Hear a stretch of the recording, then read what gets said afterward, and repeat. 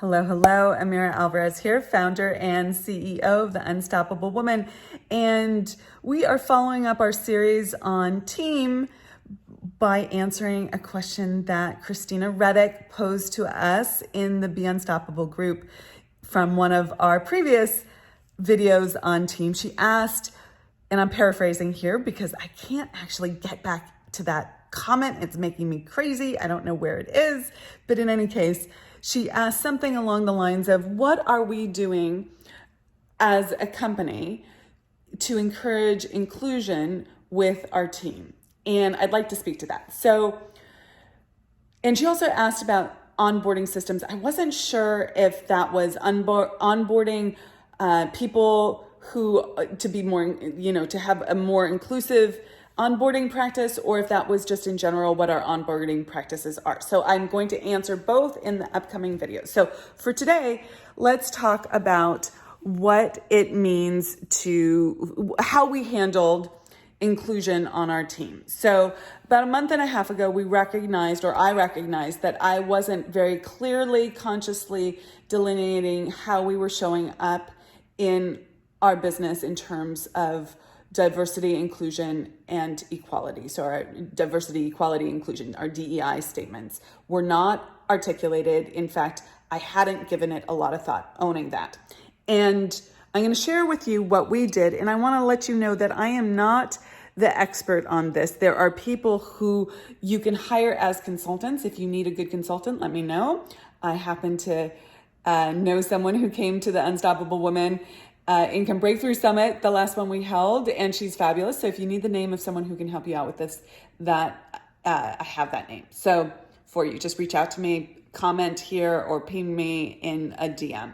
So although we didn't use a consultant for this, we did hold a team meeting, and that was very important to me. I didn't want this to just be a top-down situation. I wanted this to be something that our entire company felt on board with. Now, this was a management team meeting. This wasn't a everyone in the organization meeting, but in that team meeting, we came up with a DEI statement, which is beyond just the concept of team. It included many other things that are important to us. And I will read that to you now. But the thing that I want to connect the dots on for this in regards to team is that in this video, there's many more points here, but for this, that I included my management team in the decisions on how we were going to move forward and the protocols and the parameters that we were laying out for our company henceforth. And I think it's really important to have that level of involvement so that it's not just a singular person's vision. It can be carried out throughout all the hiring processes that you do. And if your management team is doing those hiring processes, it's important for them to be part of the discussion so that they have a clear sense of the intention behind what you're doing and aren't just paying lip service to it. So our DEI statement, let me pull that back up and read it to you, is this. We believe in diversity, equality, and inclusion. As a company, we engage in regular active discussions to determine what this means to us and improve the way we do this. Our current initiatives include actively hiring people of diverse backgrounds as both contractors and employees. 2, improving our marketing to reach a more diverse population. 3, ensuring that a minimum of 30% of our expenditures are channeled into people, i.e. contractors and employees, companies, and organizations that represent a non-white population and support social change. 4, creating an exclusive environment for all our clients. We are committed to keeping this central to our decisions as individuals within the company and as a company as a whole. So there is much more to this, as you can see, but this is what we are doing now as a company team. We were speaking to a question around how we are being more inclusive with our hiring practices or with our team. And so the first step that we did as a company was to have a management team meeting and create a diversity, equality, and inclusion statement. And I covered that in the last video. Then what we did was, as a result of that, we had a lot of intentionality in how we went about our next hires. Now, to be clear, the intentionality was the decision that we made to have a more diverse, equal, and inclusive company, including in-house with our employees. Now, we'd already been quite inclusive with our contractors, but with our employees, raising my hand, full transparency, even though I'm Mexican American, the majority of the people, the women on the team, are white. So we just we acknowledged that so that we could move forward and grow in the direction that made sense to us. So with our DEI statement, we put that in all our job postings and in our employee agreements. And we put it in our client contract agreements as well, our NDAs, and also it's on the footer of our website. So if you want to go look at it, that's the unstoppablewoman.com. And if you look at the footer, it's on every page of our website. So we were very intentionally visible with this statement. And what happened as a result of that, 1, decision, and 2, intentionality, and 3, tactical outer game actions around this is that, excuse me, our first employee after we, wow, my throat is really rough. 1 sec, I'm gonna take a sip.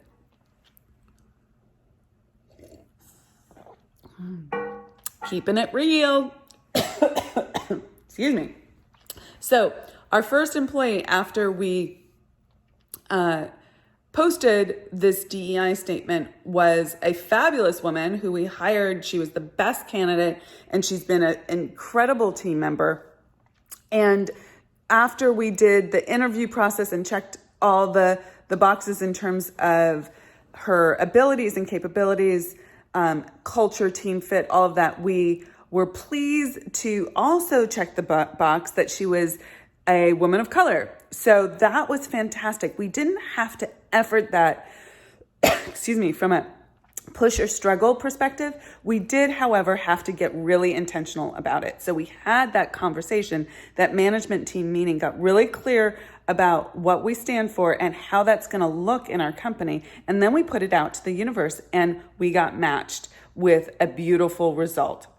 So that's a little bit about how we are working this in our own company. And I would love to hear what you guys are doing to build the kind of team that you want to and be a more inclusive environment, if that is something that is important to you. Answering a question that came up from Christina Reddick, and she asked if we had any practices around our inclusion practices. And the last 2 videos were on that. And then she also asked about our onboarding processes. And I wasn't entirely clear if she was asking about onboarding specifically for employees that are women of color, or if she was asking in general about onboarding practices for teams. So I'm going to answer both. First, we don't have any special onboarding practices or inclusion practices for women of color. We are a very small company. Our onboarding practices are pretty straightforward.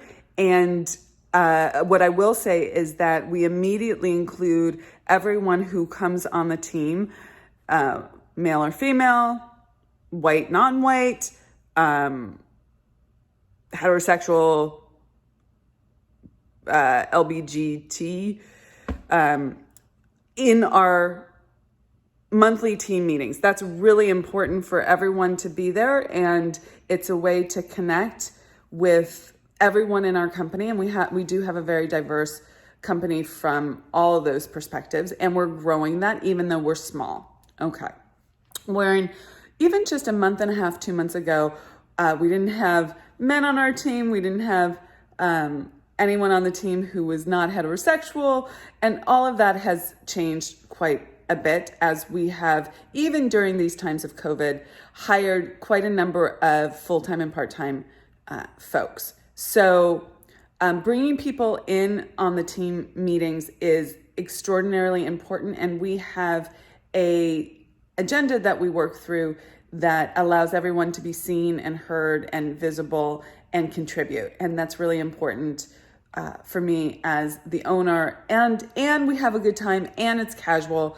It's not super formal, but we do have an agenda on that, and we include everyone once a month because I think that's super important for people to understand the culture, and it builds loyalty. And then I also understand who's on my team, even if I'm not interfacing with them directly. So super important there from an inclusion perspective on a larger level. Okay, there's one last thing that I wanted to chat about with regards to team. So Christina Reddick asked about our onboarding processes.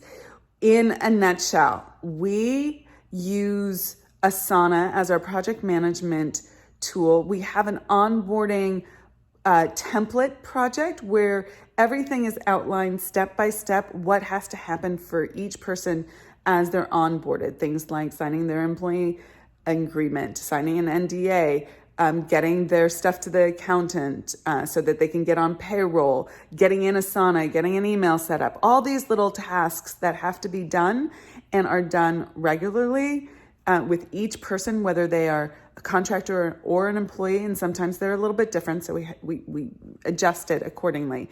But that is all set up in Asana, and my fabulous assistant, Wendy, manages that and just copies the template for the new employee and with their name on it. So instead of it just being a template, now it's like Jane Doe, right? The name on there, and goes through the tasks to make sure everything's set up and we're good to go. And that's how we make sure that people are onboarded effectively and everything happens according to plan. So it's a really streamlined process.